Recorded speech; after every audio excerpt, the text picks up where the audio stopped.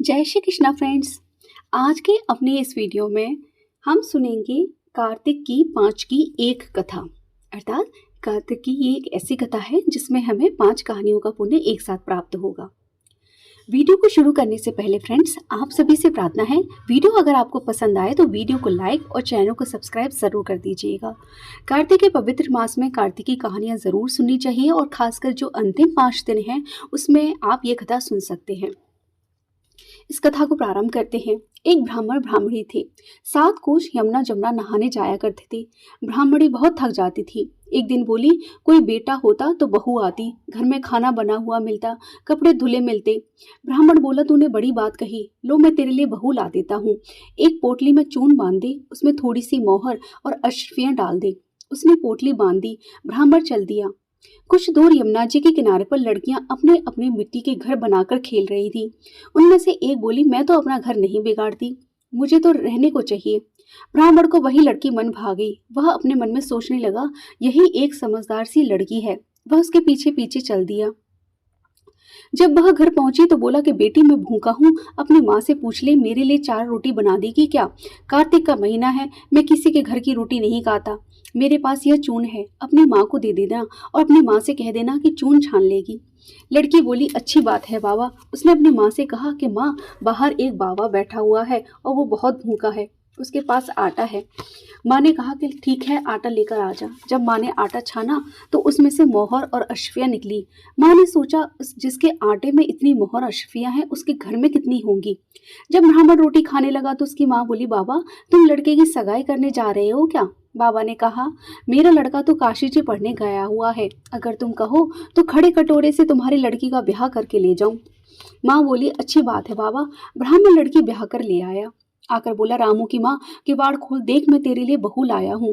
ब्राह्मणी बोली, दुनिया तो ताने मारती है, अब तुम भी मार लो, हमारी तो बेटा नहीं है तो बहू कहाँ से आएगी? ब्राह्मण बोला कि तू किवाड़ खोल। उसने किवाड़ खोल के देखा तो सामने बहू खड़ी थी। सास आदर सत्कार से बहू को अंदर लेकर आई। बूढ़ी बुढ़िया नहाने जाती, बहू घर का सारा काम करती, खाना बनाती, कपड़े धोती, रात को उनके पैर दबाती। इस तरह से बहुत समय निकल गया। सास बोली, बहू चूल्हे की आंच ना बुझने देना, मटके का पानी ना खत्म होने देना। और एक दिन चूल्हे की आंच बुझ गई। बहू भागी भागी पड़ोस में गई और बोली, मुझे थोड़ी सी आंच दे दो, मेरे चूल्हे की आंच बुझ गई है, मेरे सास ससुर आते ही होंगे, सुबह 4 बजे के गंगा यमुना नहाने गए हुए हैं। पड़ोसी ने कहा कि तू तो बावली है, तुझे तो यूं ही उठाकर ले आए हैं, इनके कोई बेटा नहीं है। बहू बोली, नहीं तो इनका बेटा तो काशी जी पढ़ने गया है। पड़ोसन बोली, ना ना, तुझसे तो झूठ कहा है। बहू कहने लगी, अब मैं क्या करूं? तो पड़ोसन ने कहा कि जली फूकी रोटी बना दे, अलुनी दाल कर दे, खीर की कड़छी दाल में और दाल की कड़छी खीर में कर दे। उसने ऐसा ही किया। सास ससुर आए, आज तो ना आदर सत्कार किया और ना ही कपड़े लिए। खाना लगा। सासू बोली, बहू ये क्या? ये तो जली फूकी रोटियां हैं और अलनी दाल है। बहू बोली, खा लो सासू जी, एक दिन खा लोगी तो कुछ नहीं होगा, मुझे तो जीवन भर अलनी में ही रहना है। सासू बोली, बहू को तो पड़ोसन कुछ सिखाकर चली गई है। बहू रात को सो गई। सुबह सुबह भागी भागी पड़ोस में गई और बोली, अब क्या करूं? पड़ोसन बोली, 7 कोठों की चाबी मांग ले। जब सासू जाने लगी तो बहू आगे अड़कर खड़ी हो गई और बोली, बाद में जाना, पहले मुझे 7 कोठों की चाबी दे दो। ससुर बोला, चाबी दे दो, आज भी इसका और कल भी इसका, हमारा क्या है, आज मेरे कल इसका। दूसरा दिन बहू ने कोठे खोल के देखा, किसी में अन्न, किसी में धन, किसी में बर्तन, किसी में कपड़े, किसी में अटूट भंडार भरे हुए थे। 7वां कोटा खोल के देखा तो उसमें लक्ष्मी, गणेश, पीपल, पटवारी, कार्तिक के ठाकुर, राई दामोदर, तुलसा जी का बिडला, 36 करोड़ देवी देवता विराजमान हैं। गंगा यमुना बह रही हैं, तिलक थापे लगाए चौकी पर बैठा एक लड़का माला जप रहा है। बहू बोली कि तुम कौन हो? वह बोला, मैं तुम्हारा पति हूँ, किवाड़ बंद कर दो, मेरे माता पिता आएंगे तब खोलना। अब तो बहू बहुत खुश हुई। उसने 36 प्रकार के भोजन बनाए, 16 श्रृंगार किया। सास ससुर आए तो बड़े प्यार से उनसे बात की, उनके कपड़े धोए, खाना खिलाया। ससुर बोला, बहू तो धन को देखकर राजी हो गई है। बहू सास के पैर दबाती जाए और कहती जाए, माँ जी तुम इतनी दूर 12 कोस गंगा यमुना नहाने क्यों जाती हो? थक जाती होगी, तुम घर में नहा लिया करो। सास बोली, बावली कहीं घर में भी गंगा यमुना बहती हैं? बहू बोली, हाँ माँ जी, चलो मैं दिखाती हूँ। उसने 7वां कोठा खोलकर देखा तो उसमें गणेश, लक्ष्मी, पीपल, पटवारी, तुलसा, कार्तिक के ठाकुर, राई, दामोदर, शिव, पार्वती, 36 करोड़ देवी देवता विराजमान हैं। गंगा यमुना बह रही है और तिलक छापे लगाए चौकी पर एक लड़का माला जप रहा है। ब्राह्मणी बोली कि तू कौन है? वो बोला, माँ मैं तुम्हारा बेटा हूँ। ब्राह्मणी बोली, तू कहाँ से आया? लड़का बोला, मुझे तो कार्तिक के देवता ने भेजा है।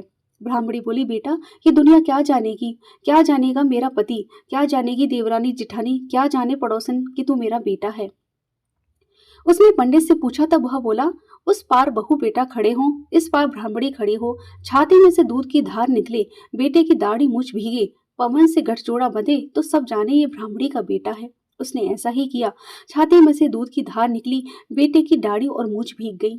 पवन और पानी से बहू बेटे का गठजोड़ा बन गया। ब्राह्मण ब्राह्मणी बहुत खुश हुए।